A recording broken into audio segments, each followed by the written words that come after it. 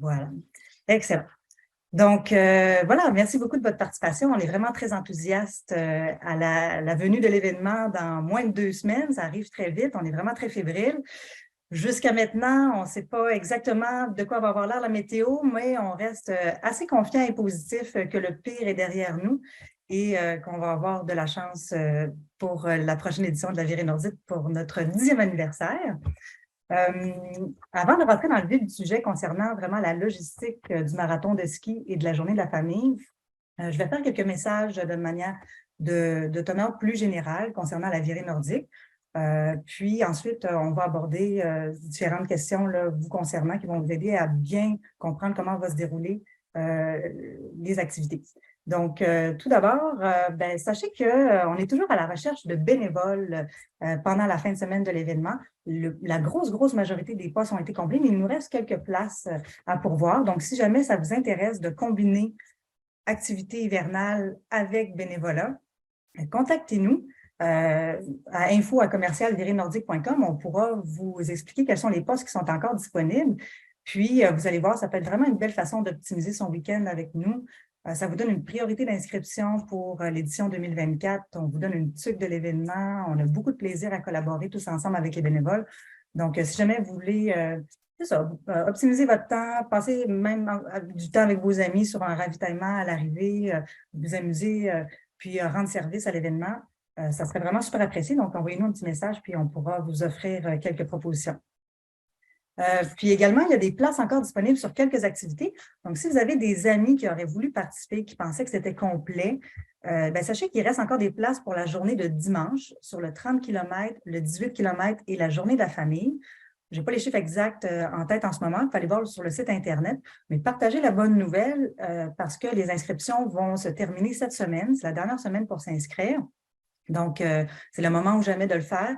Passez le mot, il reste des places pour ces circuits-là, du marathon et de la journée de la famille, mais aussi sur la course du Yéti et sur le kilomètre vertical au Mont-Grand-Fond le samedi. Donc, il nous reste quelques places. C'est le moment ou jamais de les combler avec des gens de votre famille, de vos amis. Ensuite, sachez aussi qu'on a 2 activités parallèles en marge de la programmation officielle de l'événement pour vous permettre de vraiment passer un super agréable séjour avec nous. Donc, le vendredi soir, on a une conférence d'ouverture avec François-Guy Thilierge, qui est un aventurier spécialiste d'escalade. Il a été notre premier président d'honneur de la Virée Nordique il y a 10 ans. Puis, c'est quelqu'un de vraiment inspirant qui a réalisé des grandes choses. Puis, il va nous présenter sa conférence d'ouverture à chacun son Everest. Donc, ça risque d'être fort intéressant. C'est à Clermont. Puis, c'est à 19h. Ça va fort probablement vous donner une belle grosse dose d'énergie et de motivation pour les défis qui vont vous attendre pendant la fin de semaine. Il y a des places limitées. C'est à la distillerie chez Menot. Il faut réserver à l'avance son billet dans la mesure du possible parce qu'on ne peut pas garantir des places de dernière minute. Si ça vous intéresse, allez sur notre site web, le site d'inscription, puis vous allez pouvoir réserver vos billets.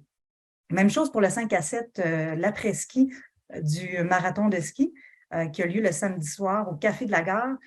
C'est une activité festive. On est content. L'année dernière, on était encore en contexte de COVID. On ne pouvait pas permettre aux gens de rentrer trop longtemps dans les lieux publics. On ne pouvait pas non plus optimiser la fête, les activités plus festives. Là, cette année, on a le droit, on peut le faire. On est vraiment content. Donc, samedi soir, mon collègue Charles Miller a organisé cette activité-là avec un band de musique. Il va y avoir des breuvages de Menot. Ça va être super le fun. Donc, joignez-vous à nous après votre randonnée de ski. Ça va se dérouler toute la soirée de 5h à environ 8h30, 9h. Ça va être super le fun. Ça va nous permettre de souligner tous ensemble le 10e anniversaire de la Virée Nordique. Donc, ça aussi, il y a des places limitées. Il y a seulement 75-80 places. Il y en a déjà une 50aine de parties, si je me souviens bien. Donc, allez voir notre site web, réservez vos billets à l'avance. Puis, ne manquez pas cette belle occasion de passer un beau moment dans Charlevoix avec nous la fin de semaine prochaine. Alors, parmi mes collègues, est-ce qu'on a des collègues qui se sont joints à nous? Alors, ici, je vais juste rajouter mes collègues du marathon qui vont pouvoir interagir s'il y a des questions spécifiques les concernant. D'ailleurs, je me les présente rapidement. Le Le grand responsable du marathon de ski est Bernard Letarte. Ça fait 10 ans déjà qu'il est dans l'équipe de la virée nordique de Charlevoix. C'est un grand bénévole. C'est un excellent coordonnateur aussi. Et donc, c'est lui qui est derrière cette activité-là qu'on vous présente depuis plusieurs années. Et il est accompagné dans sa coordination de Charles Miller. Charles Miller, est-ce que tu es avec nous? Tu pourrais, je pense, ouvrir ta caméra si tu es capable. Donc, Charles Miller, qui est le coordonnateur adjoint de Bernard. Les deux coordonnateurs sont épaulés par Jonathan Quentin, que vous voyez ici à l'écran, qui est un collaborateur de longue date des événements Ricana. Et dans l'équipe, on a également David Fournier, qui s'occupe de la logistique des navettes. Donc, lorsque vous aurez des questions plus spécifiques par rapport au transport, stationnement, navettes, David pourra peut-être ajouter quelques informations et précisions. On a également Erika Potvin, qui est là en gestion des bénévoles. Bonjour, Erika. Puis Alice Saint-Germain, qui n'est pas avec nous aujourd'hui, qui s'occupe de toute la logistique des ravitaillements. Donc, ça prend une grosse équipe pour gérer cet événement-là. Puis voilà, donc on va rentrer dans le vif du sujet. Vous avez normalement reçu le guide du participant par courriel. Si vous le cherchez, parce que vous ne le retrouvez plus, il est sur le site web. Si vous allez sur notre site, sur la page du marathon de ski, il y a un bouton cliquable « Guide du participant 2023 ». Cliquez dessus, vous allez pouvoir l'ouvrir et avoir toutes les informations qu'on va vous présenter aujourd'hui. Donc voilà, je vais partager mon écran. Je vois qu'il y a déjà des questions et réponses qui sont déjà rentrées. OK, bon, OK. Donc, on a déjà des questions. On va y revenir. D'ailleurs, par rapport au déroulement de la rencontre, comment on va faire ça? Si vous avez des questions, allez dans le bouton Q&R. Puis, lorsque ce sera opportun pendant notre présentation, on va y répondre. Quelqu'un peut le faire par écrit, sinon on va le dire de vive voix. Puis à la fin aussi, on va prendre le temps de passer à travers toutes les questions non répondues pour nous assurer qu'on a bien répondu à toutes vos questions. OK. Alors, je vais partager mon écran.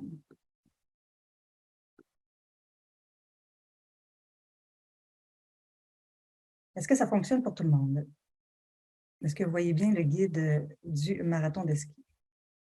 Bonjour Charles, je vois qu'on J'ai réussi à vous joindre. C'est bon. Allô? Je ne reconnaissais pas ton nom, je pense que c'est pour ça. Voilà. Donc, l'équipe est bien avec nous.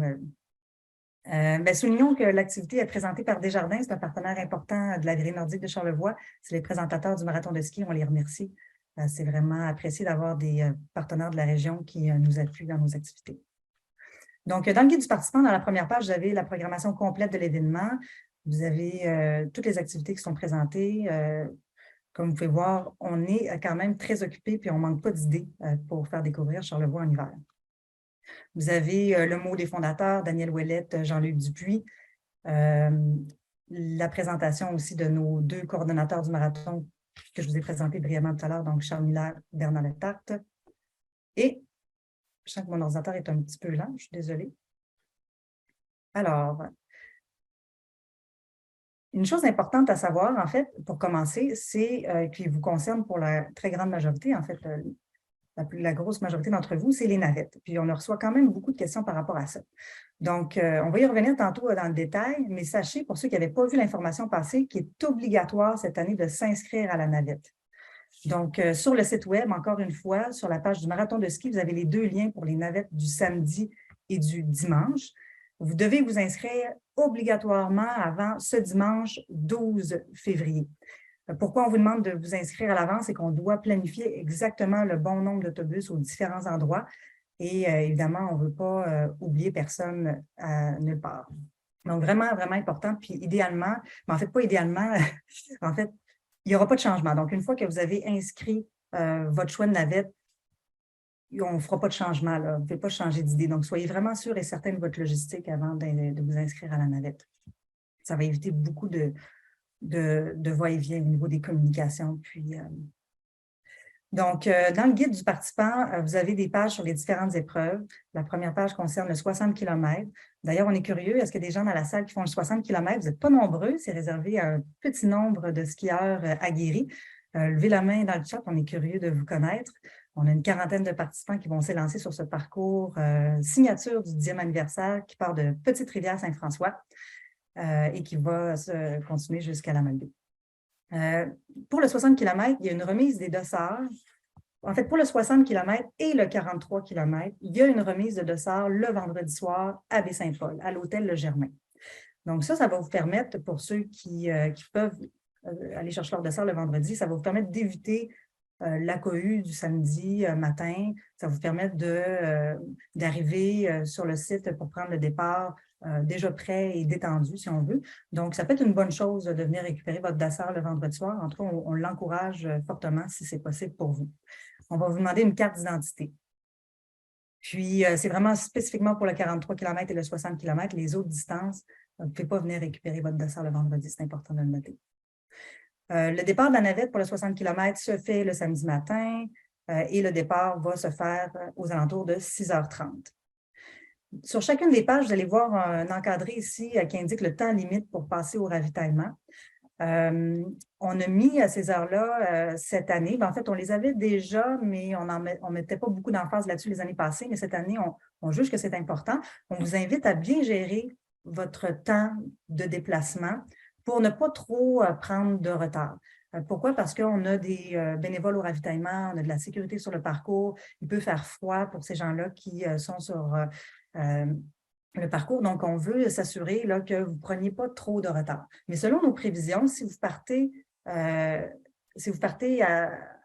l'heure, à une heure que vous jugez raisonnable pour votre temps, votre vitesse de skieur, vous allez avoir amplement de temps. Ça vous donne quand même beaucoup, beaucoup de temps pour réaliser le défi.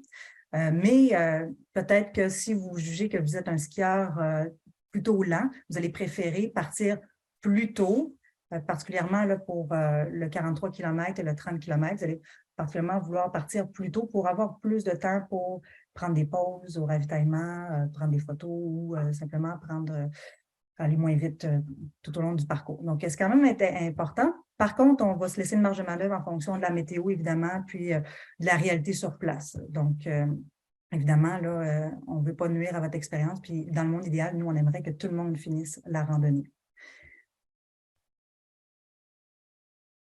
Donc, ensuite, vous avez la même chose pour le 43 km. Donc, comme je disais tout à l'heure, vous avez la remise de dossard le vendredi soir et le samedi matin. Vous avez les indications concernant les navettes dans les encadrés à droite. Encore une fois, c'est important de s'inscrire. Vous allez pouvoir laisser des drop bags. On se fait souvent poser la question pour tous les parcours.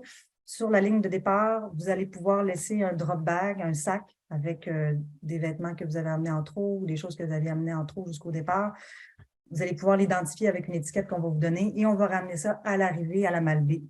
Vous allez pouvoir le récupérer. Donc, ça peut Une consigne, Marlène, excuse-moi de te couper. Une consigne qui serait peut-être intéressante à dire aux gens pour le 43, en tout cas ceux qui vont démarrer du Germain, il va y avoir des racks à ski à l'extérieur pour mettre vos skis, puis ça va être bien important cette année de les laisser à l'extérieur pour le départ et surtout pas de les rentrer à l'intérieur. L'année dernière, on avait eu une petite problématique avec ça, un petit manque de communication. Puis donc, finalement, les gens s'habillaient, se préparaient à l'intérieur. Idéalement, en fait, il faut les laisser à l'extérieur, donc sur nos racks à ski, puis ensuite aller faire son enregistrement, chercher son dossard, puis revenir les chercher à l'extérieur pour faire son départ. Oui, très bon point. Merci, Charles. Effectivement, c'est très important de ne pas rentrer à l'intérieur de l'hôtel Le Germain avec ses skis. Ça va être encombrant, puis vous risquez de briser des choses.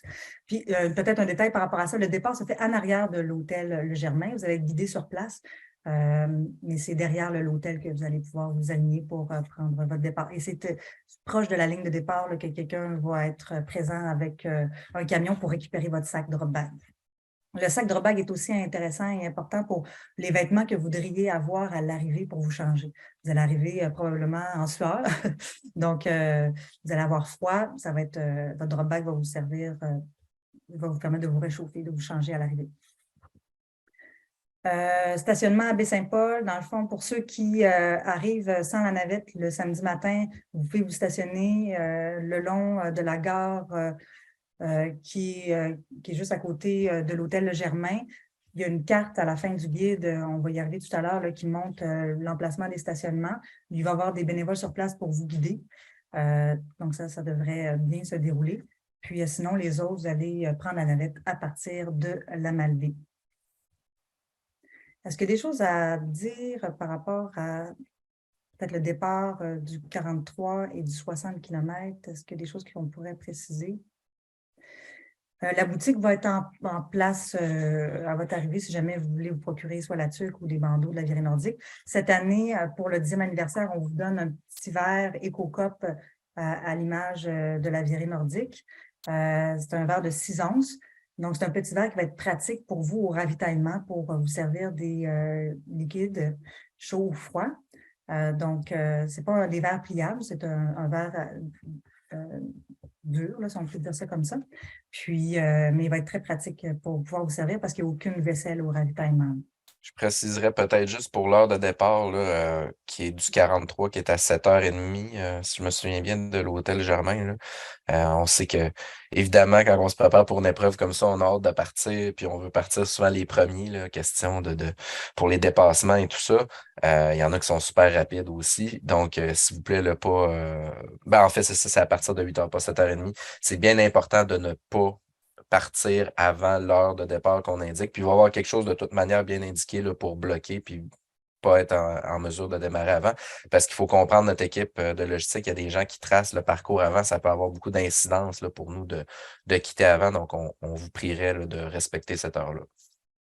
Merci, Charles. Oui, c'est une précision importante. Puis d'ailleurs, on se fait à chaque année poser la question pourquoi on ne fait pas les départs plus tôt? Il y en a qui aimeraient ça partir très tôt puis avoir encore plus de temps pour faire leur randonnée. Mais c'est qu'en fait, nous, il faut qu'on trace une dernière fois la piste le matin même.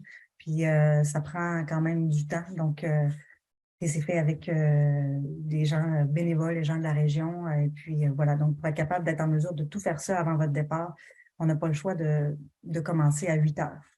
Mais, comme je vous le disais tantôt, si vous partez à 8 heures, parmi les premiers, entre 8 heures et 8h30, vous allez avoir en masse de temps pour réaliser votre 43 km. Marlène, juste une petite question, puis probablement que c'est facile à répondre. C'est la question du COVID. Là. Il n'y a pas de règles applicables à COVID là, cette année. On n'a pas besoin de masque pour aller s'enregistrer. Nos bénévoles non plus. Un petit détail. Là.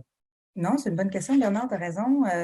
Non, il n'y a aucune contrainte COVID cette année. Donc, à moins que vous ayez des symptômes, que vous vouliez éviter de contaminer d'autres personnes, on vous invite à mettre un masque, mais c'est sans obligation. Puis quand on dit porter le masque, c'est peut-être seulement pour la remise des dossards ou les activités avec d'autres personnes à l'intérieur, là. Mais c'est sans obligation, puis c'est selon votre bon jugement. C'est tout ce que je vous dirais. Puis après ça, bien là, quand vous allez arriver, on pourra peut-être donner des détails un petit peu plus tout à l'heure, mais on va avoir une belle arrivée festive cette année au Café de la Gare. Puis, vous allez avoir des endroits chauffés où vous allez pouvoir vous faire servir des liquides, encore une fois, des collations, mais aussi à l'intérieur du Café de la Gare, cette année, on vous offre un pain bol au chili. Donc, un bon petit repas chaud là, pour finir votre randonnée. Donc, c'est une nouveauté cette année qu'on est très content de pouvoir l'offrir. C'est fait localement, puis ça va être probablement très réconfortant. Puis, sur le parcours, il va y avoir des ravitaillements aussi à différents endroits. Je vais y revenir tout à l'heure, mais à peu près environ à tous les 10 km, vous allez avoir des ravitaillements. Le samedi 18 février, c'est aussi le 30 km.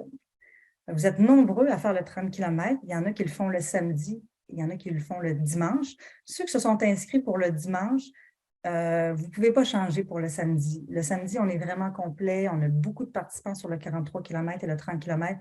Donc, on ne peut plus accepter de changement de 30 km du dimanche au samedi. Mais la logistique se ressemble beaucoup pour les deux parcours, là, les deux journées. Donc, pour le 30 km, vous avez ici toutes les indications. Le samedi, vous pouvez, dans le fond, comment ça fonctionne, c'est que vous allez arriver en navette à Saint-Joseph-de-la-Rive, là où se fait le départ. À Saint-Joseph-de-la-Rive, vous êtes obligé d'aller en navette. Vous ne pouvez pas y aller avec votre véhicule. Il n'y a pas d'espace de stationnement disponible, donc c'est vraiment important d'utiliser la navette. Et la remise de dossards se fait à cet endroit-là, juste à côté du départ, dans une vieille école. Voilà, donc vous allez pouvoir récupérer vos desserts entre 8h30 et 10h. Encore une fois, la carte d'identité va être exigée. Vous allez pouvoir laisser un drop bag qui va être amené à l'arrivée. Puis une fois que vous allez récupérer... Oui. Marlene, juste pour être vraiment clair, les gens ne peuvent pas se faire déposer non plus à Saint-Joseph-de-la-Rive, hein. Même l'accès dans le coin est assez limité qu'on ne veut pas que personne arrive en auto. C'est bien vrai? Oui, effectivement, le moins d'auto possible. Puis en fait, en plus, il faut savoir que cette journée-là, il y a une course de canot à glace à l'île aux Coudes. Il va y avoir de la circulation auto pour se rendre à l'île aux Coudes. C'est vraiment, vraiment pas recommandé de venir se faire déposer. C'est sûr que pour nous, c'est difficile à contrôler, on ne se le cachera pas, mais on ne vous encourage pas à le faire. Il va probablement avoir de la congestion routière un petit peu. Puis, mais par contre, on sait que des fois, il y a des gens qui logent dans le secteur. Si vous venez à pied, bien, il n'y a pas de navette qui va vous ramener à Saint-Joseph-de-la-Rive là, après. Là. Nos navettes, à la fin du parcours, vont vous ramener seulement à Baie-Saint-Paul. Donc, ça, c'est important de le prendre en considération parce qu'on ne peut pas assurer de navette jusqu'à Saint-Joseph-de-la-Rive en fin de journée. Si jamais vous avez une problématique de transport qui est très particulière, puis nous écrire à info@commercial-nordique.com, puis on va voir comment on peut essayer de vous aider. OK, puis après ça, une fois que vous avez récupéré votre dessert, vous partez. Je ne l'ai pas souligné tout à l'heure, mais les départs se font en continu. Ce n'est pas un départ de masse. Ce n'est pas une course, hein, il n'y a pas de chronomètre. Vous faites ça pour le plaisir, pour contempler les magnifiques paysages que vous allez rencontrer. Donc, départ en continu, quand vous êtes prêts, vous partez. C'est tracé en double piste, donc les dépassements sont possibles sur le parcours. Selon la quantité de neige à différents endroits, puis certaines considérations techniques, il est possible qu'à certains endroits, ça soit seulement tracé en simple piste, mais sur la majorité du parcours, ça va être en double piste. Fait que les départs en continu, vous avez encore ici les temps limites pour passer au ravito. Et encore une fois, on le rappelle, important de s'inscrire à la navette jusqu'au 12 février. Ça, c'est dimanche. Ce qu'il faut savoir aussi, qui est très important pour le 30 km, c'est que, dans le fond, vous allez prendre la navette à la Malbaie, pour ceux qui sont à la Malbaie, au centre d'études collégiales. Donc, les skieurs du 43 km vont se stationner au Café de la Gare, qui est le site d'arrivée. Les skieurs du 30 km vont se stationner au centre d'études collégiales, qui est un petit peu plus loin. Donc, vous avez l'adresse qui est là. Vous avez une carte aussi à la fin du guide qui vous indique à peu près c'est où. C'est à peu près à 1 km à peine là, du Café de la Gare. Et c'est important de vraiment respecter, de se stationner à cet endroit-là pour avoir votre navette. C'est là où est-ce qu'on a la capacité de vous accueillir. Puis, pour ce qui est de Baie-Saint-Paul vers Saint-Joseph-de-la-Rive, les autobus vont partir de l'hôtel Le Germain Charlevoix. Donc, vous allez pouvoir vous stationner à cet endroit-là. Si mes collègues ont des choses à rajouter, David, si je dis des absurdités par rapport aux navettes, au stationnement, tu peux m'interrompre, il n'y a pas de problème. OK. Des navettes de retour vont vous ramener, pour ceux qui ont laissé leur véhicule à Baie-Saint-Paul, les navettes vont vous ramener à peu près à tous les 30 minutes à partir du Café de la Gare, vont vous ramener à Baie-Saint-Paul. Donc, il n'y a pas d'inscription à faire. Ça va être selon l'achalandage qu'on va gérer la fluidité des navettes qui vont vous ramener à Baie-Saint-Paul. Puis pour ceux qui se sont stationnés au centre d'études collégiales, évidemment, on ne vous fera pas marcher le kilomètre pour retourner à votre véhicule. Les navettes vont vous ramener à votre auto au centre d'études collégiales. Est-ce qu'il y a des choses à rajouter par rapport aux 30 km? Charles, Bernard, Jonathan? Bien. Non? Tout est parfait pour l'instant. Ça va bien. Ça va bien, ça va bien. Parfait. OK. Bien, la même chose, dans le fond, on est déjà rendu au dimanche 19 février. Ça, c'est après avoir participé au 5 à 7 de la presqu'île le samedi soir. Hein? Donc, n'oubliez pas, on vous invite puis on a hâte de vous y voir. Donc, le lendemain, le dimanche 19 février, le deuxième 30 km, c'est à peu près les mêmes indications que ce que je viens de dire.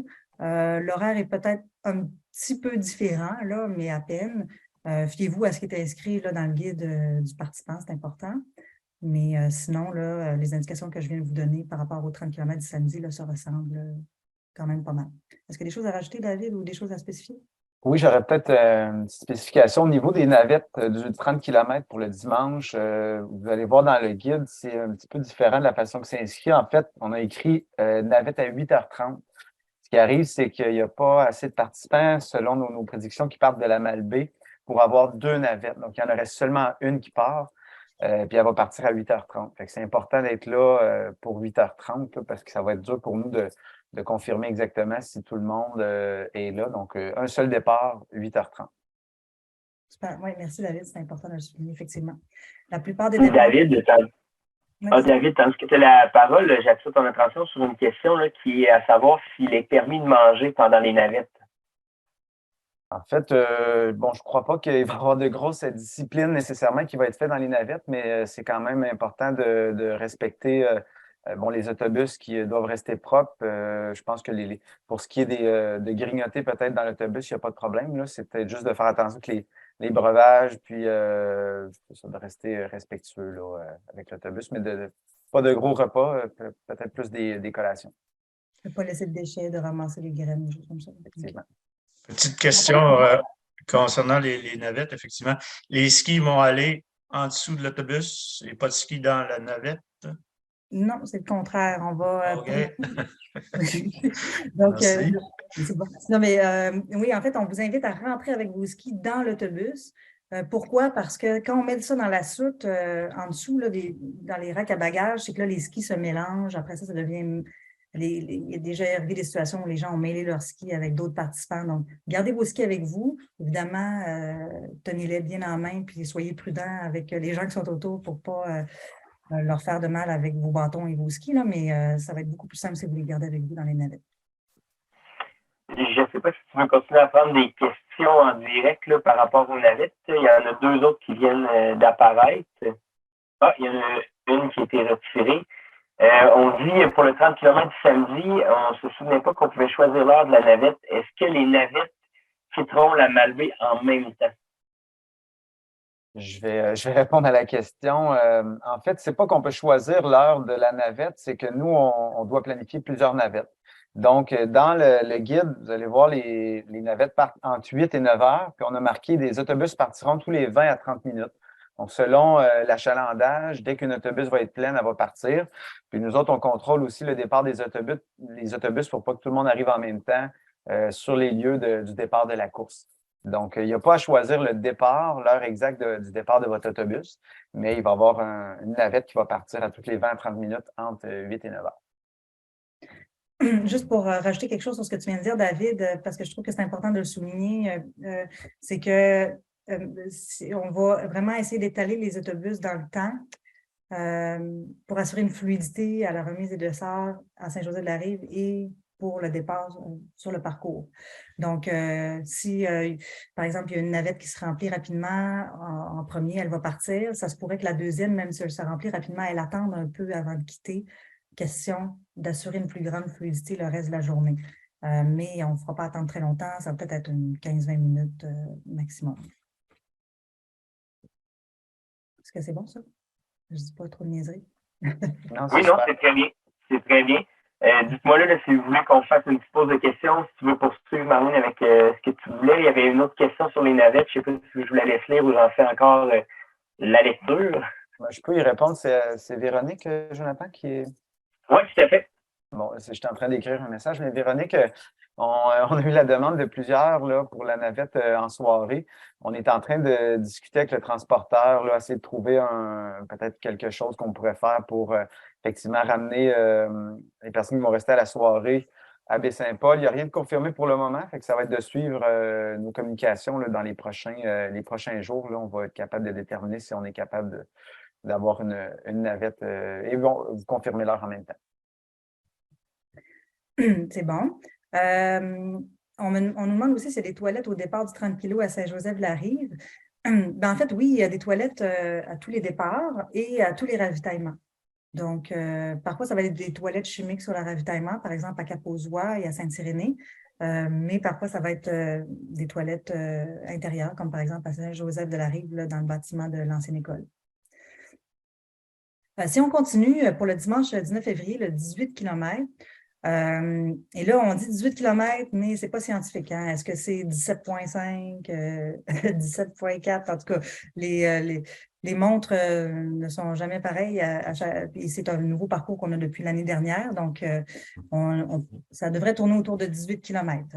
Mais voilà. Donc, je préférais le signifier parce que des fois, les gens nous disent « Ah, c'était pas exactement la distance qui était annoncée. » Puis ça s'applique à tous nos parcours d'ailleurs, mais c'est pas une course, c'est pas chronométré, il n'y a pas d'enjeu vraiment de distance.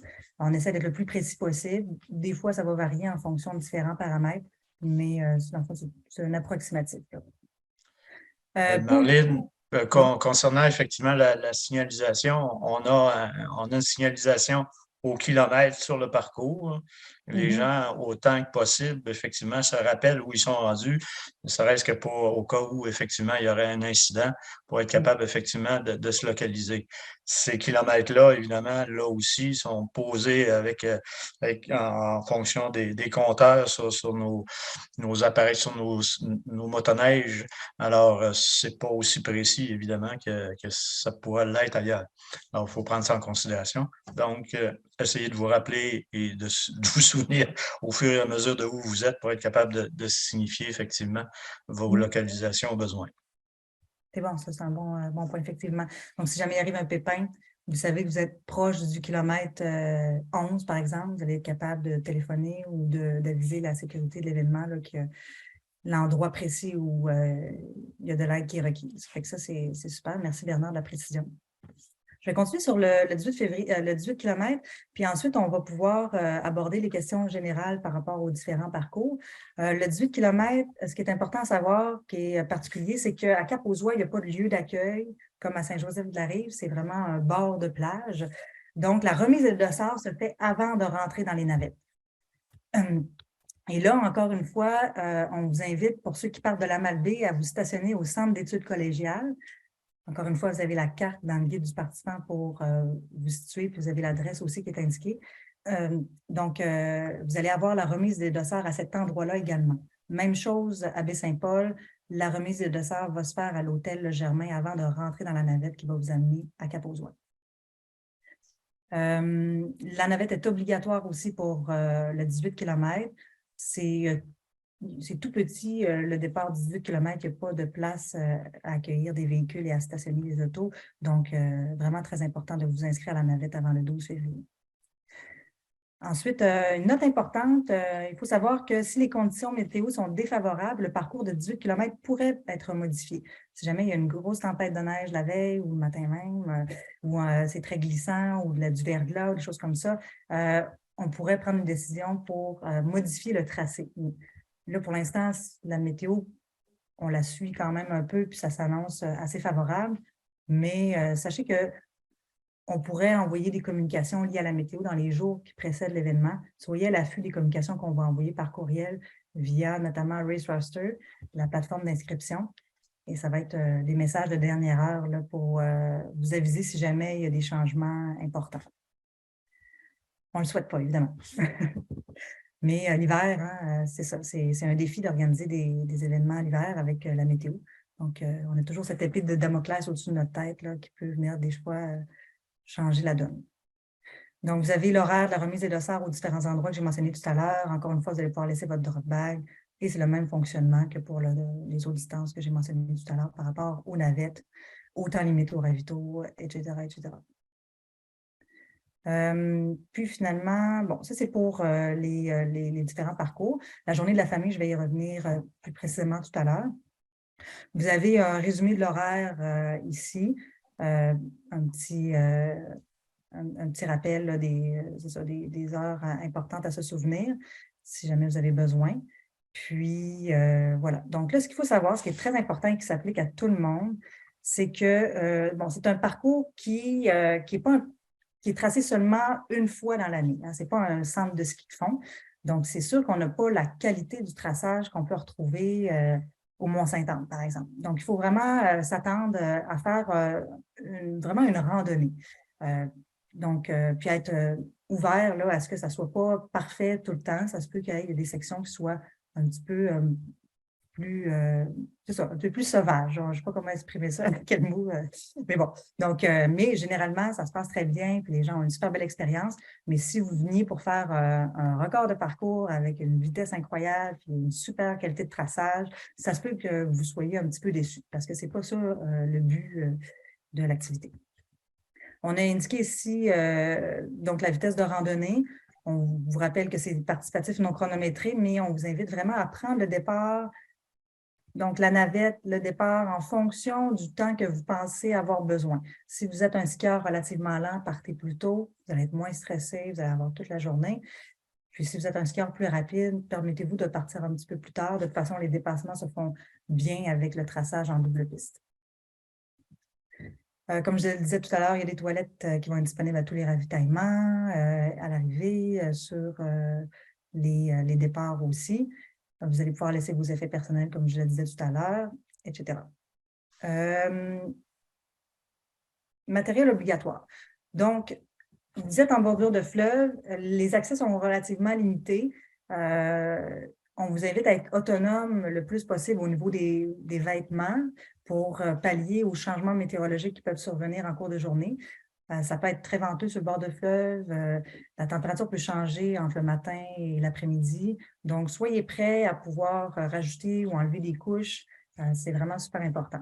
On vous invite à avoir votre téléphone cellulaire, puis vous pouvez déjà enregistrer un numéro d'urgence. Si jamais il arrive quelque chose, vous allez pouvoir nous appeler, puis on va pouvoir déployer l'équipe de sécurité. Il faut savoir qu'on a une équipe de sécurité déployée sur le parcours. On a des vigiles aussi bénévoles en ski de fond. Ils vont être identifiés avec des dossards si jamais il y a des...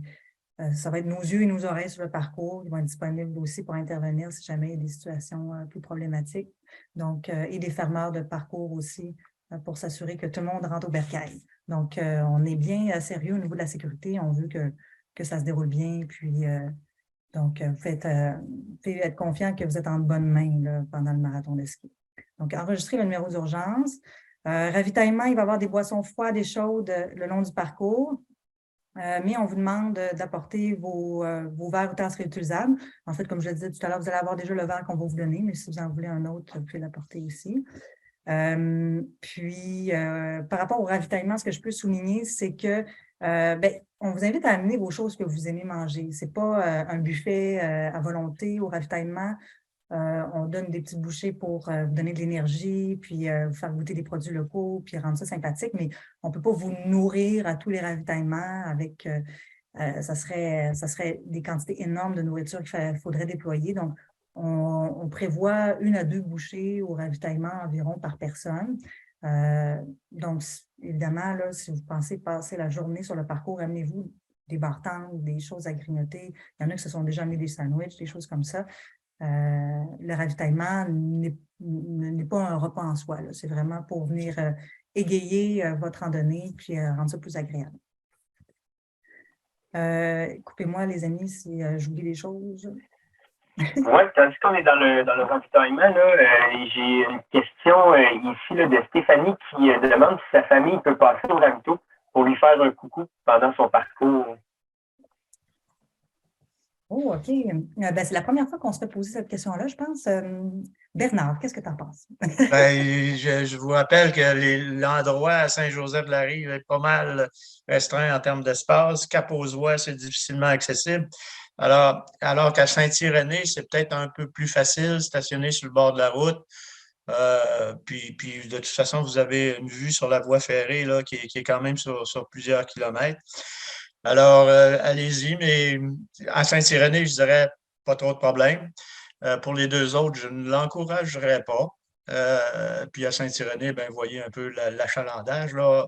Il y a quand même beaucoup de monde sur le tracé. Alors, le ravitaillement lui-même risque d'être assez occupé. Puis là, si on se met à recevoir du monde, ça va être un peu difficile. Mais le long de la route, dans ce coin-là, si vous faites des babayes, puis il y a moins de problématiques. Alors, donc, oui, mais avec réserve, et en particulier à Saint-Irénée, donc peut-être un peu plus ouvert. Je ne sais pas si c'est correct. Oui. D'ailleurs, il y a Élise aussi qui demande, est-ce que c'est conseillé de partir avec un sac à dos? Oui, en fait, quand on vous dit d'amener des vêtements multicouches, des collations, Si vous faites le 43, le 30 et même le 18, en fait, c'est presque impossible que vous n'ayez pas de sac à dos. C'est vraiment important de vous amener des couches supplémentaires. Si jamais vous devez ralentir, c'est ça, prévoyez des vêtements supplémentaires, des collations. C'est ça, on ne vous conseille pas du tout de partir trop léger là, pendant votre randonnée. On vous conseille aussi d'avoir des chauffe-mains, chauffe-pieds. Toujours bien agréable là, de pouvoir se réchauffer un petit peu lorsque ça commence à être trop froid. Le fartage, on vous invite à farter vos skis avant de vous rendre sur les sites parce qu'il n'y a pas vraiment d'espace pour ça. On n'est pas équipé pour accueillir des gens qui vont farter les skis sur les lieux de départ et aux endroits où on fait la remise des dossards. Puis, on vous recommande d'avoir des cires adaptées à différentes conditions prévisibles dans la journée. On pourra peut-être envoyer, en fait, je pense que traditionnellement, chaque année, on envoie une communication dans la journée avant là, avec des conseils par rapport au cirage de ski, hein, si je ne me trompe pas, Bernard. J'espère, oui. Donc, L'expérience de chacun est assez spécifique là, en la matière. Oui, c'est ça. Donc, tout à l'heure, je le disais un petit peu, la sécurité. Bon, après, si jamais vous trouvez que finalement c'est trop long, que vous avez des douleurs, peu importe, vous avez froid, il est possible d'abandonner à tous les ravitaillements. On a des autobus chauffés pour vous accueillir. Vous pouvez soit y faire une pause pour vous réchauffer ou vous pouvez carrément décider d'abandonner, d'être ramené à l'arrivée à la Malbaie. Évidemment, on souhaite que vous finissiez la randonnée, mais ça peut être rassurant pour vous de savoir qu'on vous offre ce service-là. Voilà. Après, pour les enfants, on n'accepte pas les enfants en chariot sur le 43, le 30 et le 18. Si vous avez des enfants, vous pouvez participer à la journée de la famille le dimanche avec notre parcours de 9 km. Même chose pour les animaux, ils ne sont pas autorisés. Puis tout à l'heure, on l'a dit, il y a du balisage à tous les kilomètres. Il y a quelques traverses qui vont devoir être traverses de rues et chemins là, qui sont à faire. À certains moments, vous allez devoir enlever vos skis pour traverser soit la rue ou même le fameux tunnel que vous avez probablement vu sur nos photos. Donc voilà. Y a-t-il des choses à rajouter ou à préciser par rapport à ce que je viens de dire? Oh. Tandis qu'on est dans les traverses de chemin, chariots et ces choses-là, j'ai une question qui est intéressante, là, une personne qui participe, mentionnait qu'il y a des skieurs qui sont plus rapides, demandent la piste en plus lent, ce qui ralentit ces personnes-là, donc des personnes qui sont un petit peu plus lentes. Donc, comme il y a une deuxième piste, est-ce que lorsqu'il y a un dépassement, la personne qui est devant doit s'arrêter quand même pour le laisser passer ou si elle peut continuer? Puis la personne passe à sa gauche, disons. Je vais laisser Bernard peut-être répondre à cette question-là. Qu'est-ce que tu en penses? Ben, je dirais que c'est celui qui dépasse qui a la responsabilité de respecter ceux qui le dépassent. Alors, de façon générale, dans un centre de ski de fond, on avertit qu'on arrive. Et une fois qu'on a averti, ben là, on change de piste, on dépasse. Et si on veut revenir sur notre piste, on revient. Je ne sais pas si ça répond bien à la question, là, mais en fait, c'est la manière de se comporter dans un centre de ski, là, si je ne m'abuse. Je pense que la question... Donc... Non, excuse. Vas-y, je Non. J'allais dire oui, tout à fait. C'est juste les bonnes pratiques, c'est d'être courtois dans la piste. Donc, théoriquement, vous n'auriez pas à vous arrêter parce que c'est la personne qui va être diligente dans son dépassement. Ceci dit, s'il y a congestion ou quoi que ce soit, ou si ça vous rend plus confortable de vous immobiliser pour que le dépassement se fasse plus rapidement, vous pouvez le faire, mais c'est aucunement une obligation. Là. La personne qui dépasse doit vraiment être courtoise, là, puis être consciente que la personne qui est devant en priorité en quelque sorte. On prend pour acquis que celui qui dépasse a plus de compétences en ski que celui qui est dépassé. Alors, dans ce sens-là, on vous encourage à respecter ça. Vous avez une carte aussi qui montre grosso modo où sont les différents ravitaillements. Ça peut être intéressant de visualiser donc vous avez le Baie-Saint-Paul, les éboulements, Cap-aux-Oies, Saint-Irénée et l'arrivée à la Malbaie. Donc, c'est comme une visite touristique de la région de Charlevoix, finalement. Ensuite, comme je le disais tout à l'heure, vous avez les cartes des stationnements à la fin du guide. Vous voyez quand même bien là, où se situent les différents stationnements par rapport à l'arrivée du Café de la Gare, par exemple. Donc, et vous avez également la carte des stationnements à Baie-Saint-Paul aussi. Donc, tout à l'heure, comme je le disais, il y a un stationnement le long de l'hôtel Le Germain. Et lorsque celui-ci va être plein, on va vous guider vers les stationnements qui sont un petit peu plus loin. C'est vraiment proche, inquiétez-vous pas, ça se fait bien à la marche, qui sont juste ici, là, à côté de bâtiments d'entreprises privées. Puis, ce qui est important à souligner par rapport au stationnement de l'hôtel Le Germain, c'est qu'il faut vraiment se stationner le long de la gare ici, parce que le reste du stationnement autour de l'hôtel est réservé aux gens, là, aux clients de l'hôtel. Donc, on vous invite vraiment à suivre les indications des bénévoles sur place pour aller vous stationner au bon endroit. C'est important pour ne pas nuire aux opérations de l'hôtel, puis qu'on puisse toujours être bien accepté par l'équipe de l'hôtel Le Germain. Il y a une question ici de Carl qui nous demande pour le 30 km, est-ce que le trajet passe dans le tunnel de train? Oui. Si je me souviens bien, oui, c'est ça. Oui, donc, c'est où exactement, donc, Bernard, l'endroit précis? Il est à peu près à, je dirais, peut-être 3-4 kilomètres du départ de Saint-Joseph, donc vers l'est. Super, il n'y a pas beaucoup de questions. N'hésitez pas à poser des questions dans le chat, on est là pour ça. Ça me fait plaisir d'y répondre. C'est le moment ou jamais de pouvoir régler des petits détails avec vous. À la fin du guide, vous avez des invitations à vous joindre à nos activités, comme j'en parlais tout à l'heure, donc la conférence de François Guittivierge, notamment le vendredi soir. Ça risque d'être fort inspirant et vraiment intéressant. Toute l'équipe va être là. Même le ministre de la Capitale nationale et la députée de la région vont être là, donc une grosse soirée en perspective. S'il n'y a pas d'autres questions à ce moment-là, je vais commencer à parler de la journée de la famille. Je vais seulement laisser quelques minutes aux gens de peut-être poser des dernières questions par rapport au marathon de ski. On a une question ici, Marlène. Quelqu'un, c'est Élise, en fait, c'est pas quelqu'un, c'est Élise Moreau qui demande, est-il recommandé de retirer les skis pour passer dans le tunnel? Oui. Oui, le tunnel est quand même là. Oui.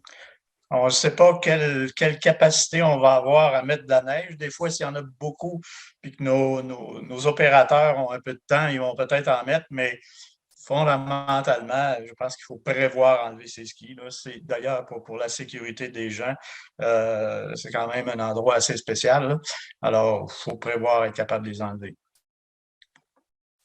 Parfait, merci Bernard. Peut-être un dernier mot sur les politiques d'annulation, de transfert, d'inscription.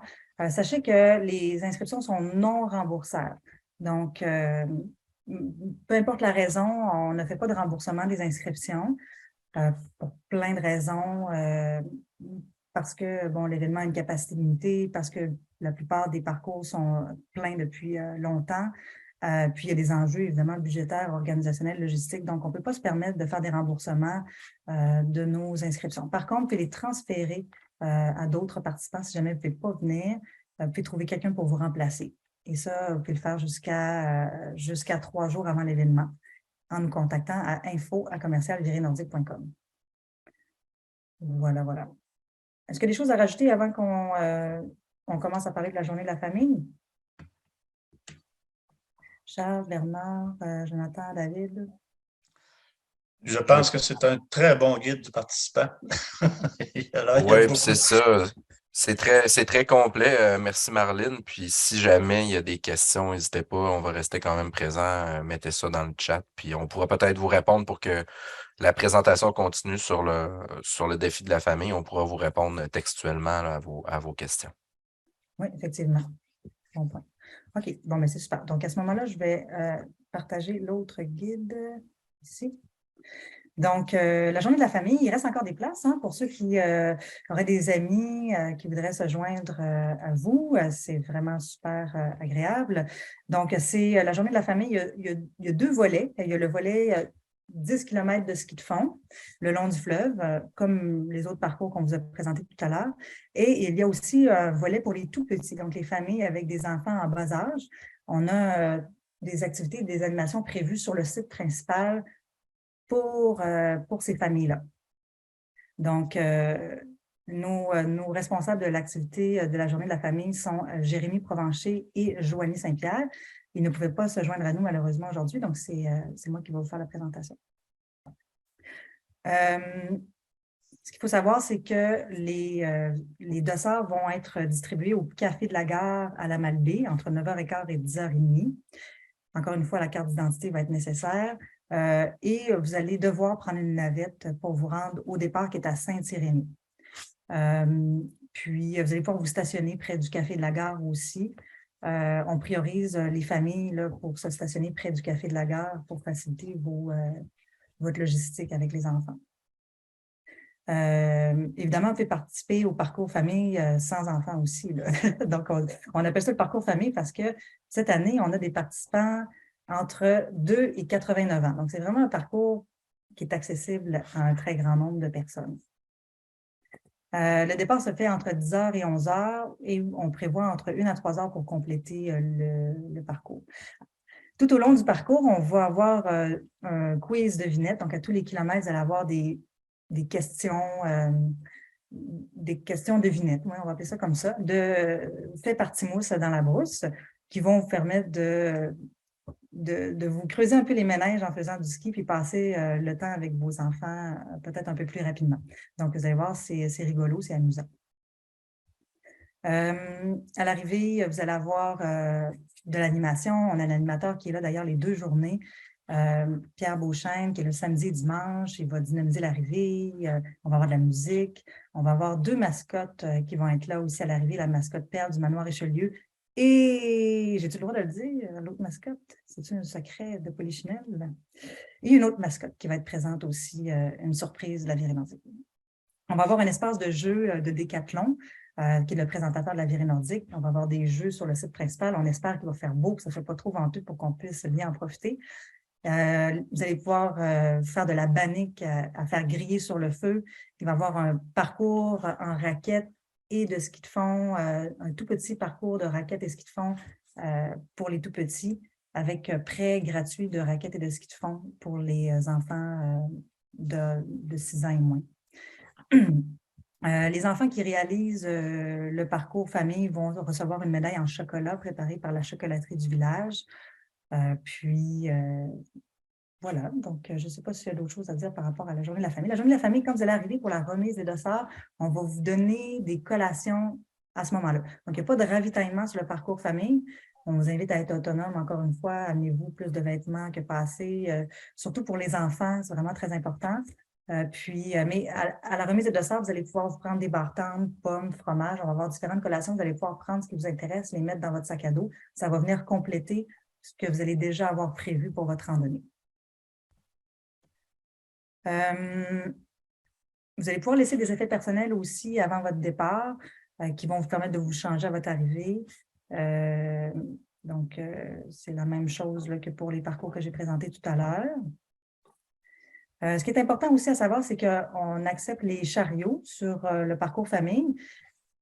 Évidemment, il faut bien le fermer si c'est venteux ou c'est pas beau, puis avoir des couvertures, une bouillotte chaude aussi pour garder vos enfants au chaud, mais on n'accepte pas les sacs à dos avec les enfants en sac à dos. Ça, c'est formellement interdit. C'est trop dangereux que les enfants se gèlent les mains sur le parcours. Donc, on n'accepte pas et on ne tolère pas les sacs à dos. Avant d'aller plus loin, Marlène, concernant une question sur les navettes pour la journée de la famille. Oui. On nous demande s'il y a une inscription pour ces navettes-là. En fait, non, il n'y a pas de formulaire qui est envoyé. Donc, selon l'heure que vous allez arriver dans la journée, on a des stationnements réservés près du Café de la Gare, puis sinon, on va vous diriger vers un autre stationnement. Mais dans tous les cas, avec une navette, on vous emporte au Café de la Gare parce que c'est là que vous prenez votre dossard. Puis, à partir de là, du Café de la Gare, il y a une autre navette qui va vous amener à Saint-Irénée. Mais on a assez de navettes là, pour avoir toute la journée. L'important, c'est d'être là près entre 9h30 et 10h30. Super. Merci, David, des précisions. Ensuite, je vais passer brièvement sur ce que j'avais mentionné tout à l'heure pour les autres parcours. Même chose, il n'y a pas de vaisselle qui est donnée dans le cadre de la virée nordique, mais on va vous offrir un verre. Le verre va être donné aux adultes. On ne donnera pas un verre à chacun de vos enfants de la famille. Donc, ça va être vraiment là, pour les adultes qu'on va donner le verre. On vous invite à avoir des chauffe-mains, des chauffe-pieds, des collations, de faire vos skis avant de partir. Etc., etc. Donc, voilà. Je pense que ça fait le tour des indications par rapport à la journée de la famille. Est-ce que j'oublie des choses importantes? Bernard, Jonathan, David? Non, de mon côté, tout va bien. Tout va bien. Tout est parfait, Marlène. Tu devrais envisager une carrière dans la présentation de webinaire. Ah oui. Mm-hmm. il y a beaucoup de marché pour ça. Bon, mais c'est super. Ben, on a encore une vingtaine de participants avec nous. Je présume que c'est des gens qui sont inscrits à la journée de la famille. On peut rester encore 1 ou 2 minutes si vous avez d'autres questions. Ça va me faire plaisir d'y répondre. Sinon, vous pouvez toujours nous écrire à info@commercialvirénordique.com. Puis, important, on rappelle les deadlines importants. Ce dimanche 12 février, la date limite pour s'inscrire aux navettes pour le 18, le 30 et le 43 et le 60 km, c'est super important. Dans les autres choses très importantes, bien s'habiller, prévoir un sac à dos, super important aussi. Puis, voilà, je ne sais pas si... pas de nouvelles, bonnes nouvelles, pas de questions, c'est bon signe, j'imagine. Ça doit être clair. C'est super. Faites brûler des lampions pour du soleil. Ça donne une couleur à l'événement qui est encore particulier et super pour des meilleurs souvenirs. Ah oui, définitivement. Oui, on veut de la belle météo, ça serait super. Véronique nous dit, nous avons très hâte, ce sera un bel événement. Merci Véronique, ça me fait plaisir de recevoir vos encouragements. On est vraiment fébriles. Sinon, j'en profiterai juste peut-être pour mentionner à nouveau qu'on a quelques besoins de bénévoles. Donc, si vous faites des activités des fois le samedi ou le dimanche et vous avez une journée de libre, ben, vous pouvez aisément mixer les deux. Puis ça nous donne un petit coup de main à organiser toutes ces belles activités-là. Oui, super. Merci, Charles, du rappel. Ouais. Sur ça, ça va clore le webinaire. Je remercie toute l'équipe d'avoir été présente. Je vous remercie tout le monde aussi d'avoir assisté au webinaire. Puis, ça va être enregistré. Mais en fait, c'est enregistré. On va le repartager dans les prochains jours. Si vous avez des gens de votre famille ou amis qui n'ont pas pu l'écouter, vous allez pouvoir leur partager le lien. Puis, voilà. Donc, on se voit dans quelques jours avec une super belle météo parce que c'est ça qu'on a commandé. Bye tout le monde. Salut. Salut, Merci. salut. Bye. Bonjour à tout le monde.